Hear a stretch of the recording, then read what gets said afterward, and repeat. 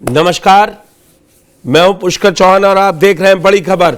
बड़ी खबर में बात आज सबसे पहले अभी आ रही एक सबसे बड़ी खबर की, जो राम गोपाल मिश्रा हत्याकांड में बहराइच कोर्ट का बड़ा फैसला आ गया है। राम गोपाल मिश्रा हत्याकांड में मुख्य आरोपी सरफराज को फांसी की सज़ा और 9 को उम्र कैद की सज़ा सुनाई गई है। 13 अक्टूबर 2024 को दो समुदायों के बीच बवाल, आगजनी और तोड़फोड़ के बीच गोली लगने से हुई थी मौत। कोर्ट ने 13 महीने 26 दिन में सुनाया है फैसला। राम गोपाल मिश्रा हत्याकांड 13 अक्टूबर 2024 को जब रामनवमी के दिन जुलूस निकल रहा था, तब पहले डीजे की आवाज़ को लेकर होता है हंगामा, दो समुदाय में लड़ाई होती है और उसके बाद उसकी पीट कर हत्या कर दी जाती है। आज बहराइच कोर्ट ने बड़ा फैसला सुनाया है। उसमें 9 दिसंबर को 13 आरोपियों में से 10 को दोषी करार दिया था, जिसमें मुख्य आरोपी को आज 11 दिसंबर को फांसी की सज़ा मिली और 9 को उम्र कैद मिली है। सुनिए सरकारी वकील ने इस पूरी घटना के बाद क्या कहा। क्या फैसला दिया गया है न्यायालय के द्वारा? 13 अक्टूबर 2024 को मूर्ति विसर्जन यात्रा के दौरान जो घटना हुई थी, उसमें 3 दिन पहले जो है 10 मुलजिमानों को गिल्टी होल्ड किया गया। उसमें न्यायालय ने आज जो है 9 लोगों को आजीवन कारावास की सज़ा दी और एक मुलजिम जो सरफराज और रिंकू को मृत्युदंड की सज़ा सुनाई है। और क्या लगता है कि जो लोग हैं उनको क्या अब आगे भी जाने का कोई चांसेस है इसमें?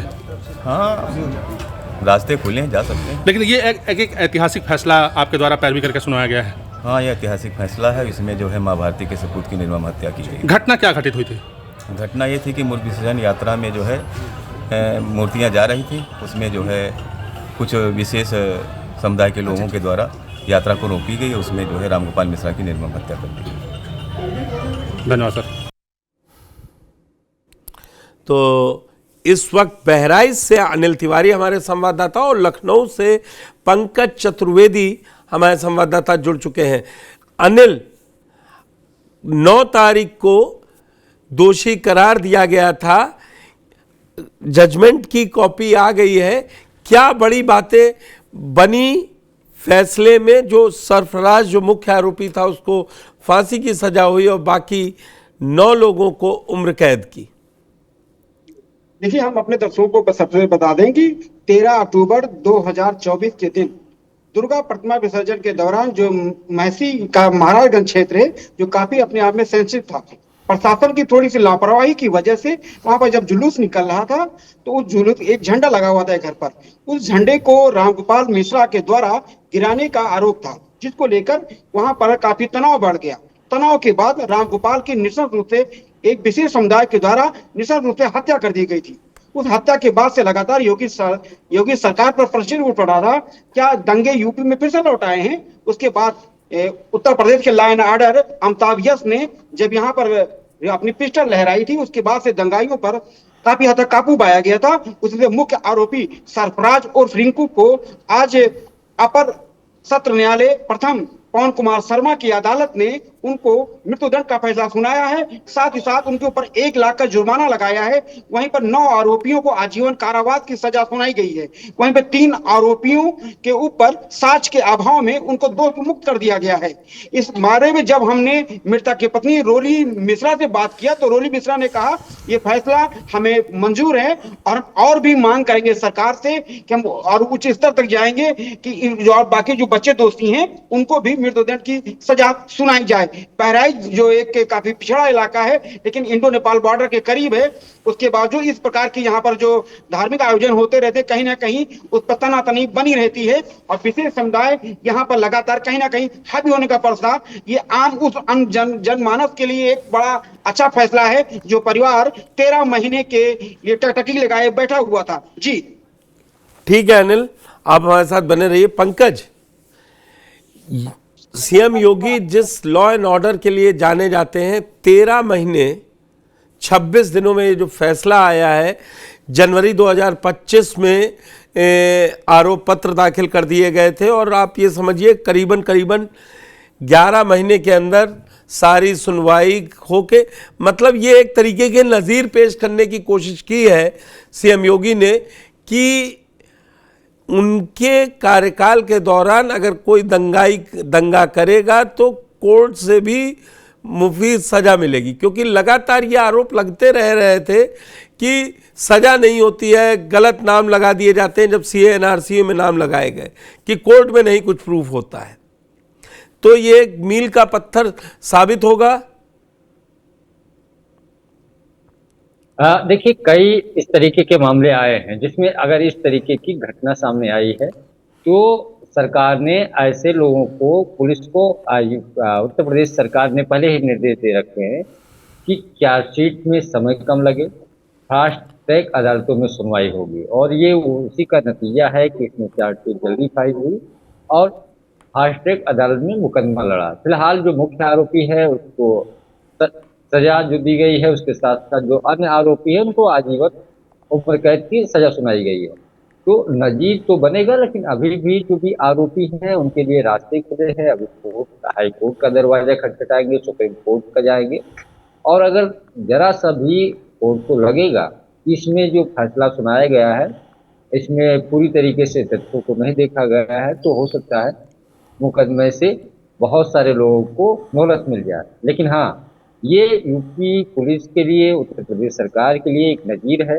जिस तरीके से बहराइच हिंसा हुई थी और पूरे बहराइच में तांडव आगजनी हुआ, उसके बाद जो स्थिति थी वो देख करके बिल्कुल पूरी तरीके से दुर्भाग्यपूर्ण थी।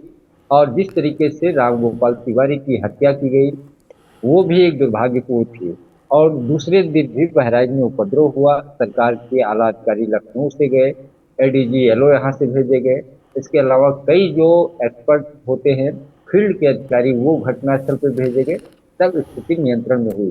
फिलहाल जो पीड़ित परिवार है वो की तरफ से जो बयान या चीज़ें निकल करके आ रही हैं वो कह रहे हैं कि मुझे न्याय मिला।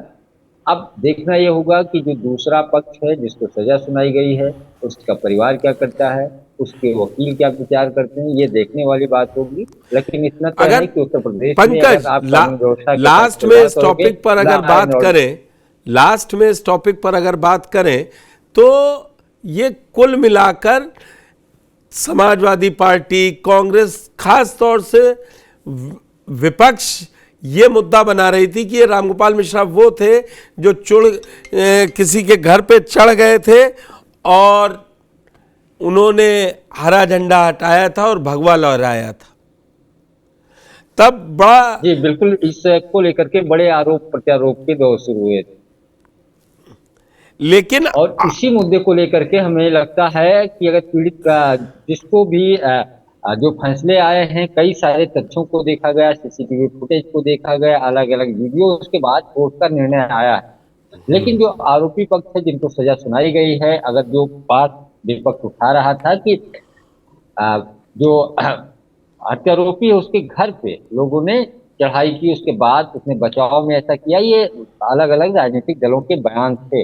लेकिन क्या उनके वकील इस बात को सही तरीके से कोर्ट में रख नहीं पाए, या फिर असलियत कुछ और थी जो पीड़ित का परिवार, रामगोपाल तिवारी का परिवार कह रहा था, जो सरकार कह रही थी। फिलहाल कोर्ट का फैसला आया है, कोर्ट का बिल्कुल पीड़ित पर खुश है, हो सकता है उनके पास जिनको सजा मिली है उनके पास भी अभी ऊपरी अदालत में इसको फैसले को चैलेंज करने का है। लेकिन जो रामगोपाल मिश्रा का परिवार है उन्होंने संतुष्टि जताई है कि मुख्य आरोपी को फांसी की सजा मिली है, बाकी 9 को भी जो इनको उम्र कैद मिली है उनको भी वो मांग करेंगे ऊपर जाके। तो ये मामला कोर्ट में जाना तय है, क्योंकि जैसा ने बताया कि खुद रामगोपाल मिश्रा का परिवार भी उच्च अदालत में जाने की तैयारी है। अनिल, आपका बहुत बहुत धन्यवाद। पंकज, आप हमारे साथ बने रहिएगा।